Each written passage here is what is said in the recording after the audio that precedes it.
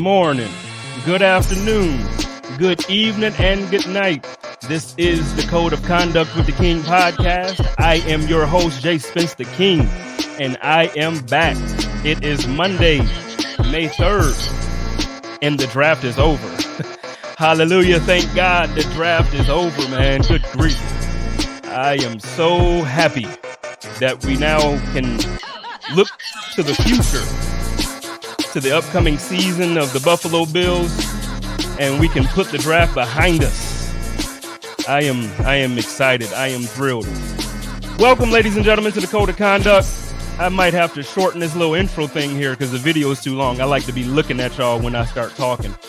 So I might have to shorten that going forward, even though I like the intro music so much. But listen, tonight is going to be a fun episode. I have a very, very, very special guest in Mr. Marlon Kerner, who is the former director of player engagement and alumni for the Buffalo Bills. He actually just stopped working with the Bills this past season. So he has some interesting perspective about some things that Anthony jumped in here, told me stop hating on the draft, man. Listen, I'm not hating on the draft. I love the draft. I love the draft. It's just, man, it's such a grind. It's such a grind. I love it. But you know what? This year was the experience of it was better for me.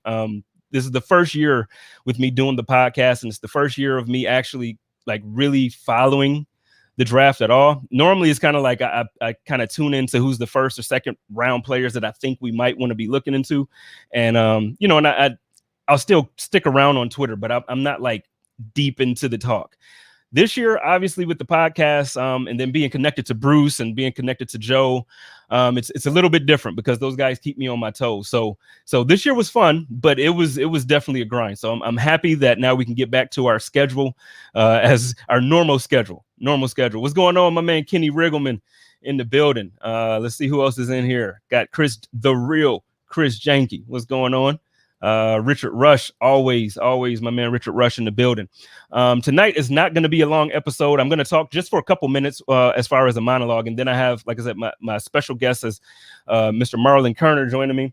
He was a third-round pick by the Buffalo Bills, so he has some interesting perspective as a player, also as somebody who began to, help players from a different perspective. So one of the things that is very important to the role that Marlon plays for the organization was players whose careers ended early. He helped them either transition back to school or figure out what life would be after the NFL, because you play football your entire life and you think that you're invincible. You get to the NFL and Aaron Williams injure your neck, and then you have to retire early without preparing for it, and you didn't have those ducks in a row. This is what Marlon handles with the Buffalo Bills. He also handled planned retirement. He didn't have to do much with Lorenzo Alexander and some of those guys that we love so much, but he told us a lot about some of the things that they would do when players aren't as prepared as Lorenzo Alexander. So I'm looking forward to you guys, being able to talk to Marlon. He's a great guy. He's still in the community of Buffalo, was drafted by Buffalo, ended up marrying a Buffalonian, and he stuck around, man. He stuck around. So I'll get to Marlon really soon. That's going to be fun. But first, I do want to talk a little bit about today's news because I got yelled at a little bit on Twitter. First, we had the 5-year or the 5th-year option. The Buffalo Bills exercised the 5th-year option for both Josh Allen and Tremaine Edmunds. Now, Josh Allen is basically a no-brainer. It's kind of like, we knew this was going to happen. The question was whether or not, they were just going to get the extension done and not even have to worry about this. That was the first part. But the Tremaine Edmunds part, this is the part that's kind of, it trips me up a little bit because I do not understand for the life of me how anyone can really watch him as a Bills fan and think that the Buffalo Bills made a bad decision by exercising the 5th-year option. Is Tremaine Edmunds right now, is he Devin White? No. Has Devin White played less in the league? Yeah, he has. I don't need this is where it comes down to for me. I don't need Tremaine Edmunds to be the best player at his position in the league. What I need from him is to be a good player at his position for my team. I need him to make plays. I need him to be a good tackler. I need him to be the quarterback of the defense. And so far, these are things that he's been doing. He's made the Pro Bowl twice. And I know the Pro Bowl can kind of blur things, or it can kind of, skew the vision on how you look at a player, because at times it can become a popularity contest. But guess what? It wasn't a popularity contest for Tremaine Edmunds. He actually performed. He gained the respect of players around the league. He gained the respect of the coaches. This is not just a homer take. If anything, I'm one of those guys where I'm not critical of players because I know I can't be better than them, but I'm honest about what my expectations are for them. I have high expectations for Tremaine Edmunds. We moved up to draft him. He was drafted the same year as Josh Allen. He's looked at as like a cornerstone for this team. So I have high expectations for Tremaine Edmunds. Guess what? Making a Pro Bowl 2 out of 3 years, I think that kind of exceeded, we have rookies on this team, or not rookies. We have guys that are in their 3rd year, 4th year that haven't made the Pro Bowl once. We have guys that haven't been a player of the week on defense or offense once. We have guys that you love on this team. And I'm not going to say it in a way to talk down about anybody else, but I don't understand the pressure that we're putting on this guy, on this 23-year-old man, this young man. We're putting pressure on him as if he has to immediately be Ray Lewis. I don't expect him to ever be Ray Lewis. If he develops into a dominant Hall of Fame middle linebacker, would that be great? Absolutely. But the production that I'm getting from him, would I like it to improve? Yes, I would absolutely like for it to improve. But am I ever thinking about not extending the 5th-year option to my 1st-round draft pick that's controlling my defense? Am I ever thinking about not extending him when I get the numbers right? Listen, I fully believe the Buffalo Bills would extend him right now if they get the numbers right. I think the problem is right now when it comes to Tremaine Edmunds, it might be the situation that they kind of had with Cam Newton a couple of years ago in Carolina. And Joe made mention of this a couple of weeks ago on the Hump Day Hotline. Cam's value to himself was like here, right? And good reasoning at the time. He just took them to the Super Bowl. He won an MVP. So he's like, nah, man, I deserve more than this. Brandon Beane's like, no, or it wasn't Brandon Beane as the GM at the time. He was kind of second in charge there. But in Carolina, they said, no, we don't think that you're worth this much yet. We don't think you're worth this number yet. Let's do it again for another year. Let's figure this out. It didn't work. Cam got injured. Looked to be that Carolina was right. They were right. Cam Newton ended up going to New England. Okay, so now fast forward. We're looking at Tremaine. Now, do I think Tremaine should be paid as a top 3 middle linebacker? No, I don't. But do I think that them picking up the 5th-year option is a head scratcher? Not at all. Not at all. What you want to do is you want to actually get a contract that works for both sides. And right now, the contract that probably Tremaine wants probably won't work for the Buffalo Bills. But I guarantee you, man, there's no way we're just going to let go of Tremaine Edmunds. There's no way. No freaking way. No freaking way. So I'm going to leave it there. I'm going to let that thing go. So listen, I don't know if y'all agree with me there. I don't know if I don't care. The guy is awesome. The guy is going to be here. I'm glad that we did this thing. And I'm just waiting for the announcement to see when Josh Allen's extension is done. I feel like it's next few weeks. I feel because if not, obviously they have the time. But Josh is a no-brainer. We know that this guy is here in Western New York for he's here. He's here. So, ladies and gentlemen, thank you for listening to my quick little rant there about why I don't think we should put this much pressure on Tremaine Edmunds.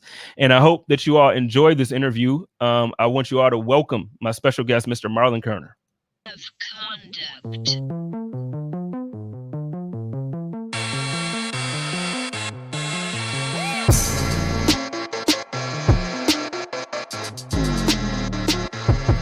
This is a J.Spence exclusive.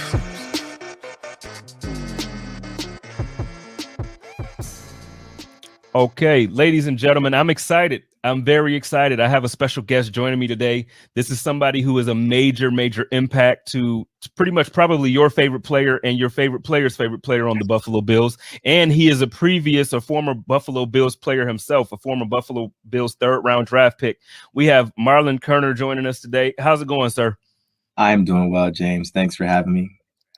Man, I'm excited. Like I told you before we started to record that I look at you because, or I'm excited about doing this interview for a couple reasons. One, you obviously you played for my favorite team, so anybody who plays for the team, I'm a fan. But then after that, like I said, you had the opportunity to end up working for the team that drafted you, and you have a huge impact on the lives of so many people that have come through the organization over the recent years. So if you why don't we start out? Why don't you kind of let everybody know what your role was this previous year and couple years, I guess, with the organization, so they kind of know what we're talking about when I say you had a major impact. Okay. Well, I came back to Buffalo in 19. I came to Buffalo in 1995 to play football here. Then had some knee injuries, and in 1988 was done. Right. Then came back in 2016, originally as the director of Alumni. So really cool space, trying to kind of get back to guys that played. We wanted to rebuild that department and really start touching base and just not losing contact like we had done in the past. And then had the opportunity to shift with the coaching change and Coach McDermott, and ended up becoming the director of player engagement, and really got to come full circle and be a part of those young men's lives, helping them transition into the National Football League, and then being there as just a sounding board and somebody that they could get advice from, and just lending the expertise of when I was in similar positions to them, and then being also that resource when they transition out, because transition is such a big part of coming in and leaving the league.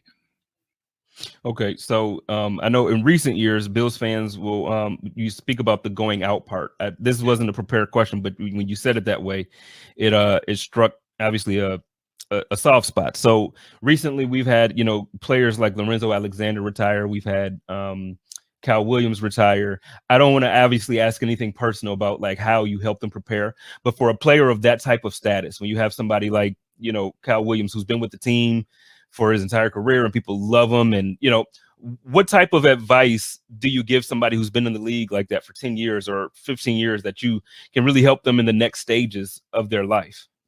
Really, those two guys that you mentioned were great guys, and so they're what I would call an anomaly.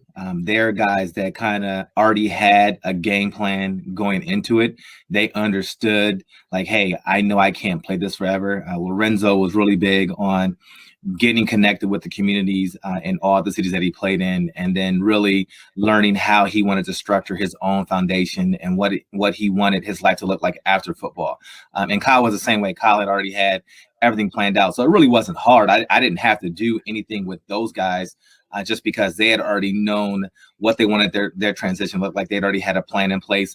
Mine was more of a, hey, okay, how can I assist you? Is there any resources that I need to connect you with? Is there anything that you haven't thought of that maybe I can help provide some insight on? But when it all came down to it, they had already had a great plan. They had already knew what they wanted to do.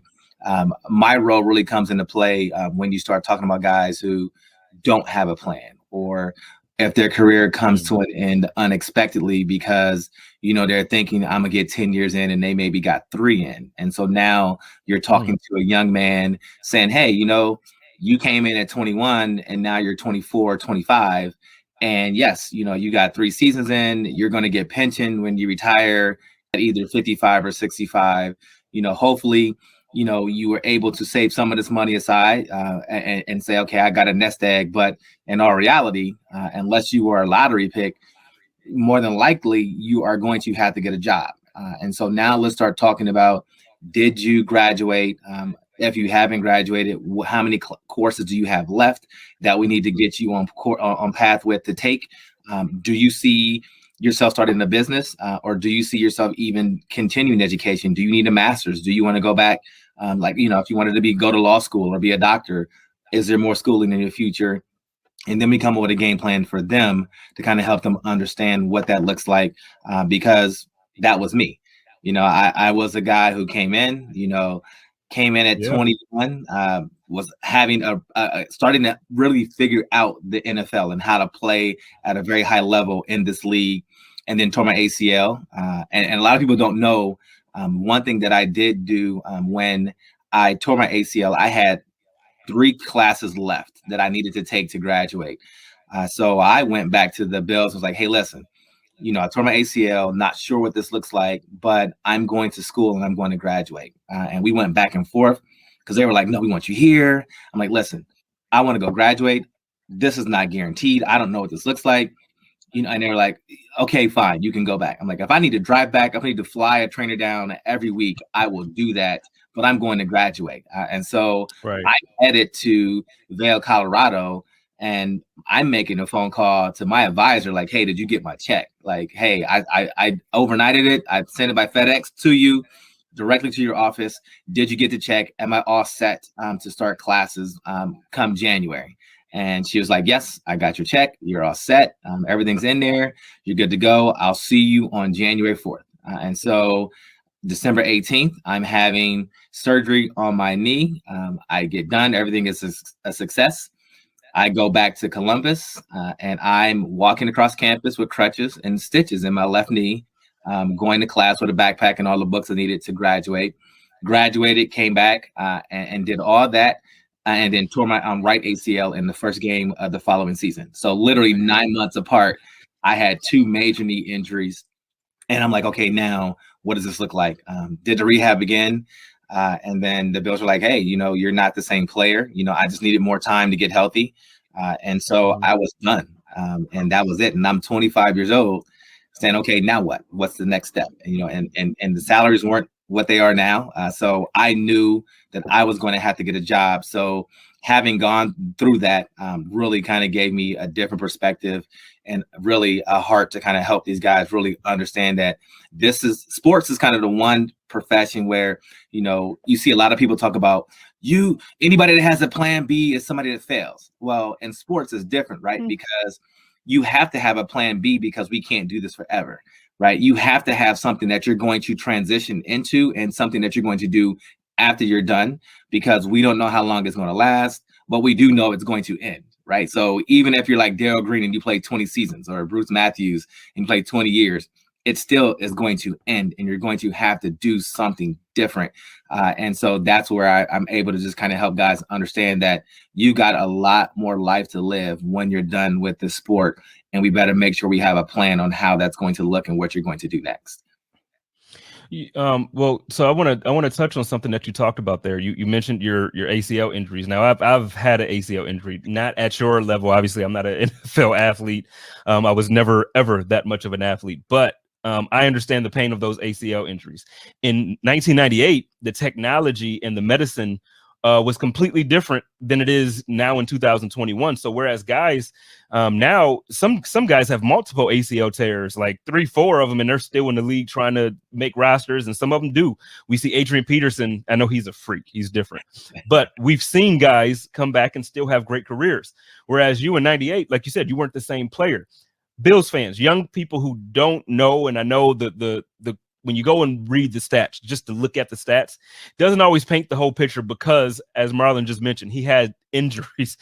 Listen, if you go back and look at this, I'm gonna just tell y'all want to see somebody get hit. I'm gonna post this on Twitter later on. I found this highlight, man. I'm gonna just say, I'm gonna post it. And I'm gonna when this show goes live, I'm gonna make sure you see the post, man. Okay. I think a lot of times we forget, it's recency bias, man. And there's not a ton of videos out there when you go and do research on guys. Dude, when you find it's so impressive. So first I want to say, like, or I want to ask you, when that happened to you, when you had that knee injury, for you, going back to school obviously was probably the best, and it turned out to be the best of decisions to make. There are a lot of guys who back then, it's like, look, it's football or nothing, and I'm gonna get myself back into shape to do that. Back then, what was the mindset that really, what was it that made you weigh that option to say, you know what, as much as I love football, there's other ways that I can affect the game of football without actually physically having to be on the field? Like, what was that deciding factor for you? I think for me, going back to school, it was a goal to make sure that I finished. And had I not torn my ACL, the plan was still to go back to school and graduate. So I wanted to make sure that I finished what I started. And it was more of a just, I'm not sure what this looks like when they get in there. I knew that there was the ACL, there was also an MCL tear, and they said there was some cartilage damage. So understanding that it could be a lot of things going on, I just said, you know what, just in case this football thing doesn't work out, or just in case this injury is more extensive than what they think it's going to be, let me just go back and finish. Like, let me stay on my plan. Let me stay on the path that I have already set up. And then we can take that from where it goes after that. And it wasn't like I didn't think that I was going to not try to come back and play. Like, that was not the goal. The goal was to graduate while also still getting healthy and being ready to come in and compete and start for a position for starting left corner, because we had Thomas Smith and then it was myself, a good friend of mine, and Ken Irvin. We were going to battle for that starting left cornerback spot position with Jeff Burris leaving in free agency to the Indianapolis Colts. So there was a lot going on, but having that degree was always something that I knew I wanted to get. And so I wasn't going to let the injury put that timetable on hold, because that's what always happens, right? Like, we have something, we have setbacks, and then we don't stick with the plan, right? We say, well, the plan was this, but then I had to do this. So I just found a way to still do all the rehab. I was back at Ohio State. We had world-class doctors, world-class training facilities. So I just went there and used their facilities and did the rehab, and then came back to Buffalo when I graduated in March, and came back when they needed me to check on doctors. And I flew trainers down, or I flew out to Colorado when I had to. And then everything worked out. I graduated and then came back here and was on pace to kind of be ready to go, but just had some setbacks, because the one thing, like you said, that medicine was different, but you really can't simulate game speed during your rehab process. That's the hardest thing to do. And so while I looked great in the rehab process and I was strong, it just wasn't ready to kind of do everything that I wanted to do physically. And my mentality then was, I'm just going to push through it, because that's how we were made back then. Like, we just thought, like, I can push through it, I can push through it, I can push through it, and I pushed too much and was having a lot of swelling, and we were draining. I mean, honestly, like, we were literally taking syringes of blood out of my knee. Like, I would go practice for a day and a half. It would swell up. We would drain it. I would stay out of it for a day and a half, and I would go back and then practice on it for a day or two. And then we did this whole song and dance the entire training camp. Like, so, I mean, it wasn't like I wasn't trying to get back out there. I mean, I left everything on the field. So, I mean, that was one of the things that I was just like, I gave it my all, no regrets. If I had to do it all over again, I would probably make all the same decisions, because I just like to play football. I love to be out there with my guys and be with my teammates. And so that bond that we had, it was heightened just with the competition and being out there and competing with those guys. Yeah, man. That's well, first it speaks to, like, because you keep referring to those guys as like friends and close friends and brothers. So, like, it's awesome to still hear, even through all that transition. A lot of times, you figure injuries, guys are no longer around the team.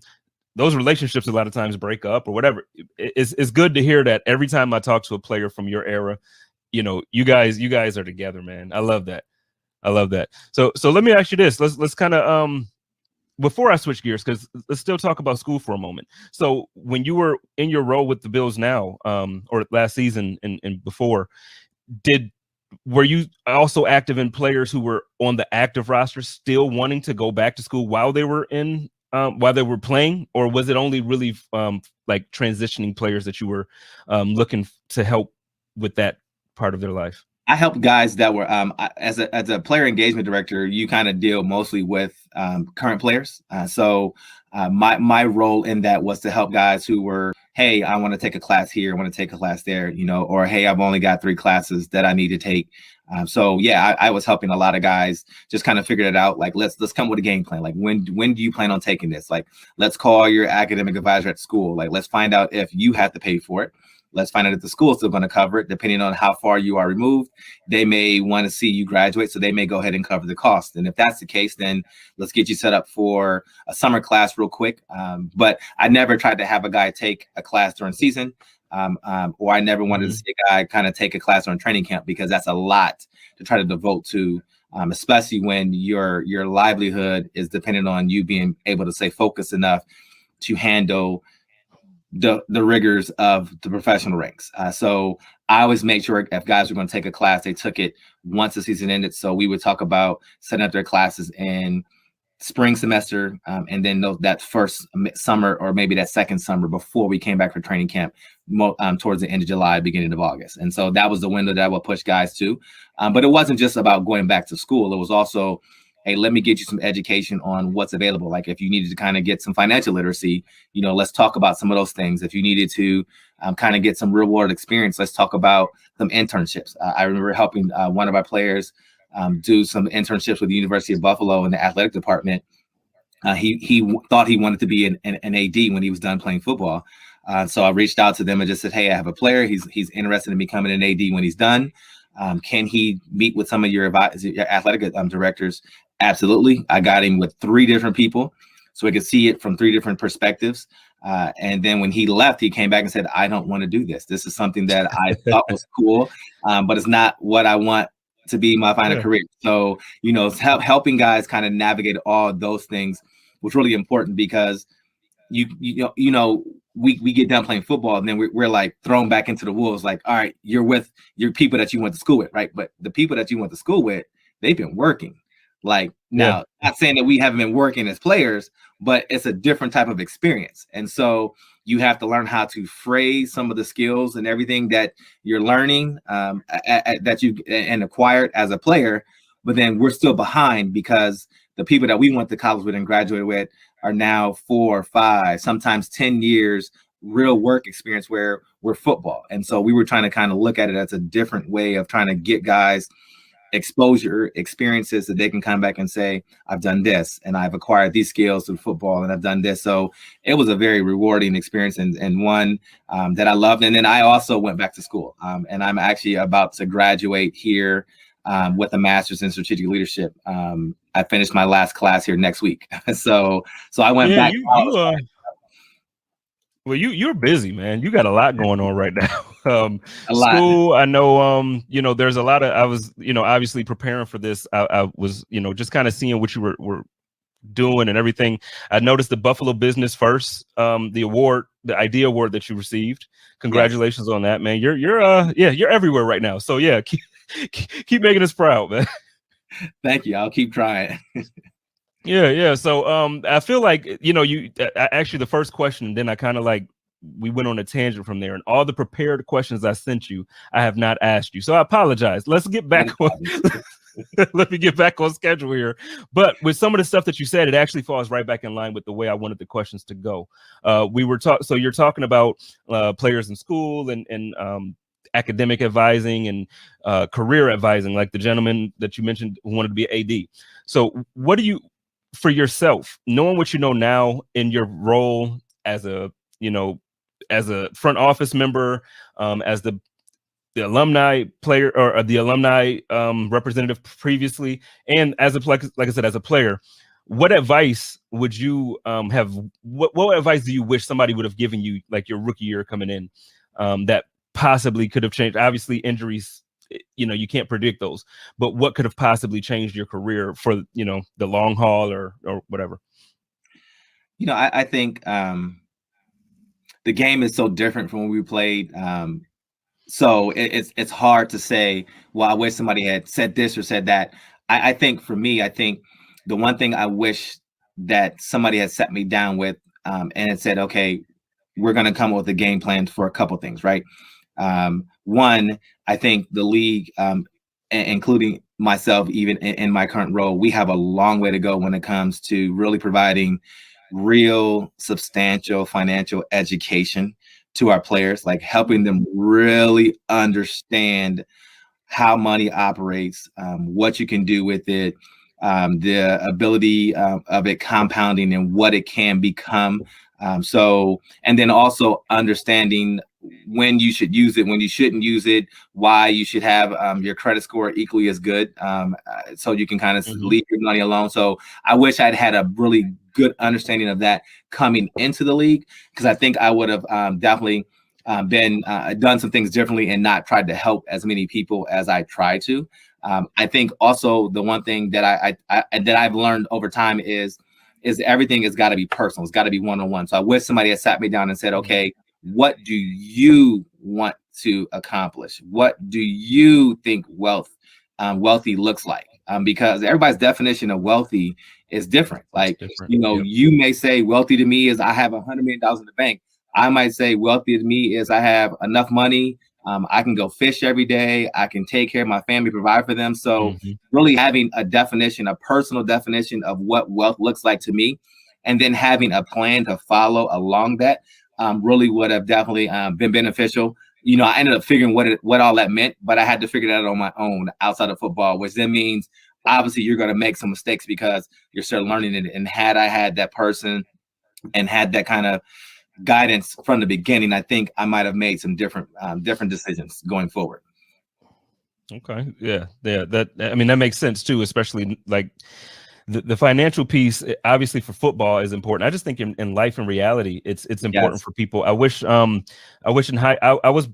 was fortunate enough to go to City Honors in Buffalo, which is it's a public school, but you test to get in, and it's pretty much a private school.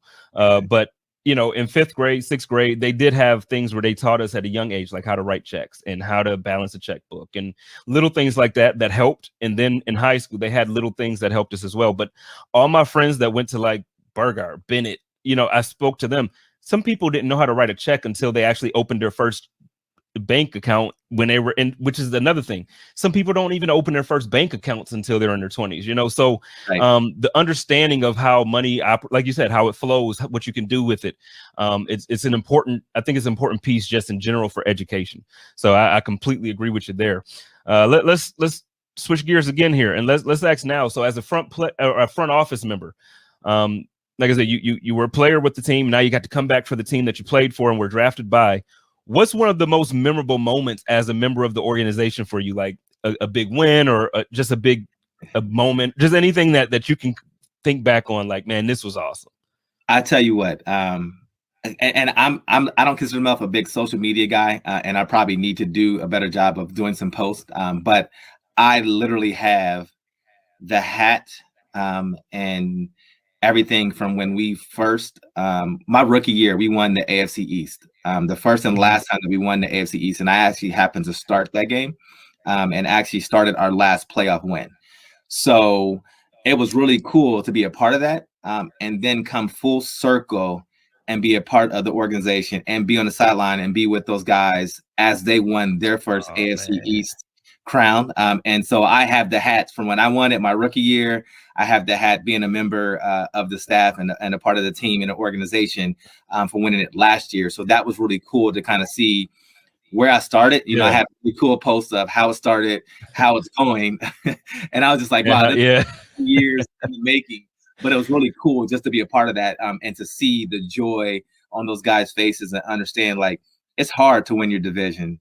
It's hard to kind of make it to the playoffs all the time and to be really successful, and to see the hard work that they put in to achieve all that in a pandemic year was just probably one of the most amazing experiences that I actually got to see, one as a player winning it, and then as a staff member seeing those guys win it. So it was really amazing.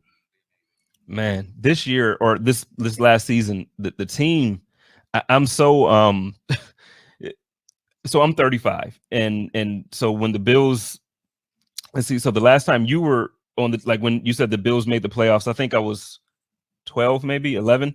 So it's been like that. So for me, it's like it's so exciting. It's exhilarating, man. Like every Monday just feels better when your team is good. It's just a whole different week.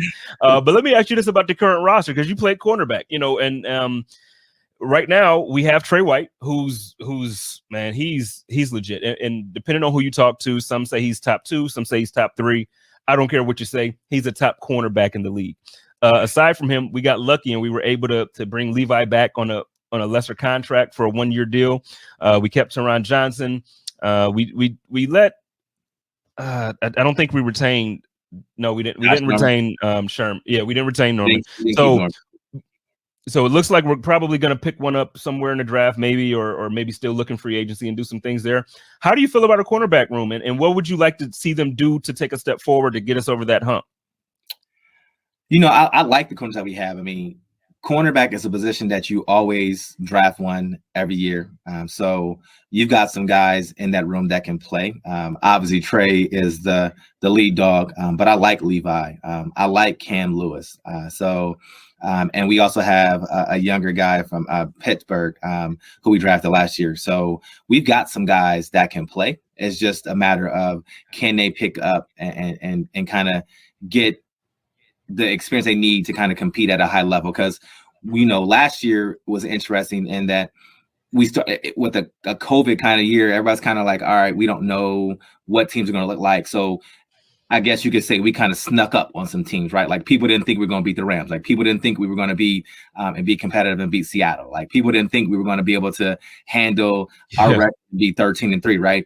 Well, everybody knows we were 13-3 last year. So everybody knows they're going to be looking like, hey, this team can score points. Their defense, when their defense gets rolling, they can stop people. So we're going to get everybody's best week in and week out. There's no more sneaking up on teams and kind of saying, all right, what's this team all about? This is a fluke. Like teams are going to know going into it. So, I think, you're going to draft a corner at 30.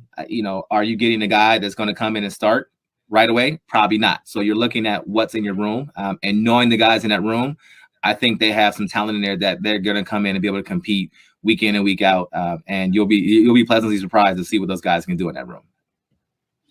Man, I'm looking forward to it. It's going to be fun because it's the first time in recent memory for me. Like we've been getting better every year. So like last year, you really could have gone best player available, and then the year before best player. But it's like this year, I really feel like, okay, our roster's set. Like whoever's there that's good, let's do it. Like, like I really feel like that this year. So to your point, whether it's a corner that can come in and perform in round one, whether if it's I want a corner. I was looking at Asante Samuel Jr. and I was also looking at and I forget his name now because I'm not a huge draft guy. Like that's not my forte, but I try. I'll be trying to sound like I'm good with it, man. But before I let you go, because we're almost done here, I don't want to hold you too much longer. I did want to ask you about Western New York in general. You were drafted by the Bills. You came to Buffalo. You aren't from Buffalo, right? No. Like, where are you from? I'm from Columbus, Ohio. So I'm a Buckeye through and through, born and raised there. Went to the Ohio State University. Ohio. Yeah. I love how every Ohio State University member said the Ohio State University. But so okay, well I can't judge you too much then because the weather isn't too off. I know a lot of people give Buffalo a lot of slack, like, hey, your weather is horrible. I lived in Indianapolis for 5 years and it was just as bad. Cleveland's just as bad. Columbus, just as bad. So I won't give you slack there. But what was it about Buffalo? Western New York is a great town, man. What was it that kept you there, man? Like, I don't know. It seems weird. Honestly, People stay. I loved it was a lot like being at home. But honestly, I met my wife here. And as the saying goes, you marry a Buffalo girl, you end up back in Buffalo. So that's really what happened. Like, we got married, and we met out of like the weirdest places, like just random. Like I was out driving, and I've told this story before. So if you've heard it before, I apologize for saying it again. But, when I first got here, I was trying to find things that reminded me of home. And so I went to, of all things, 7-Eleven out in Williamsville on Maple Road and walked in to get a Slurpee. Because when I was at Ohio State, I would work out and I would walk back to my dorms in my apartment and I would pass by 7-Eleven. So I would always get this big Slurpee. I always got the lemon Slurpee and I would mix it with something else. I would mix cherry and lemonade. And then I would just walk home and just walk back to my dorm and walk back to class. So that's like kind of what I did. Like didn't go out too much, didn't do too many things. We all played Madden. So that was kind of my vice to kind of relax and kind of just like, this is like home. So 7-Eleven, I'm gonna get a Slurpee. Saw this cute girl behind the counter and was like, hey, do you have a boyfriend? She said, yes. I'm like, cool, I'll see you around. So, I did that whole song and dance for 2 years. I stop in, go get my Slurpee, Man. Pop back in, be like, yo, you get rid of your problem yet? Like, and she would laugh and like, what problem? Like, the boyfriend you got? Did you get rid of this dude yet? Like, I'm saying, like, and so we would just talk And I got to know her, and I started just asking, like, well, what do you do? Like, I'm in school, I'm going to school. I'm at Buff State. I do this, I do that. Oh, cool. She was running for Miss Teen Buffalo. So I was like, well, what is that? Help me understand what that is. Like, so we talked about a lot of things. And then all of a sudden, 2 years later, I ended up breaking up with the girl that I was dating. She broke up with the guy she was dating, and she was like, I'm about to be a baller. I'm about to be this. And I was like, okay, from one baller to the next, let me get your phone number. And we eventually got on a date. And then the rest was history. Like, we became inseparable after that. And then we dated. She was with me before the knee injuries, through the knee injuries, after the knee injuries. And we're going on 21 years of marriage this year. Man, that's beautiful. Young men, listen to this story. Did you hear what he said? He was persistent. He said 2 years. Yeah, everybody, see, young people nowadays, man, everybody is Twitter and is TikTok and all this stuff. So we feel like you shoot a DM and that should be it and it's on and popping. Listen, my man said he went to 7-Eleven for 2 years, man. And he talked to this young lady for 2 years until he won her over. Y'all better put some work in. Mr. Marlon is persistent. He did that with college. He did it with his injury. He did it with his wife. Listen, y'all need to follow my man Marlon on social media. He gonna give y'all some good advice, man. Marlon, is there anything that you got going on that you kind of want to let people know about? Any charity events or anything that you would like to bring attention to prior to me letting you go? No, I mean, anybody that's out there doing positive things, keep doing your positive things. I think, we need a lot of positivity in our world right now. So, just be kind. You don't have to point out all the negatives that somebody's doing. Just look for something positive, and a compliment and encouragement goes a long, long way. So don't be so quick to judge everyone. Just, see the positive and kind of trust that people are trying to do the right thing. And anybody that needs a positive word from me, let me know. Follow me on Twitter or anything else, and I'll be more than happy to be that word of encouragement and that person you can look up to. Absolutely. I'll make sure I'm tagging you in this when it goes live. So everybody, please give Mr. Kerner a follow. And like I said, you heard the interview. You see how he is. Cool dude. I want to give a shout out as well to my best friend and apparently a close friend of Mr. Kerner's as well, Kyrie Stevens of BNMC. He actually set this up. He allowed me to meet Mr. Marlon, and this has been great, man. This has been one of the best interviews that I've done. So I appreciate you taking the time. Again, shout out to Kyrie and BNMC for doing everything that they've been doing for the city of Buffalo and Western New York. They're making major moves over there with BNMC. So y'all know how I do it here with the Code of Conduct. It's J.Spence the King. You can find me on the Buffalo Rumblings Podcast Network. Listen, love each other, take care of each other, and live in peace. And as always, stay positive and test negative. Go Bills. Let's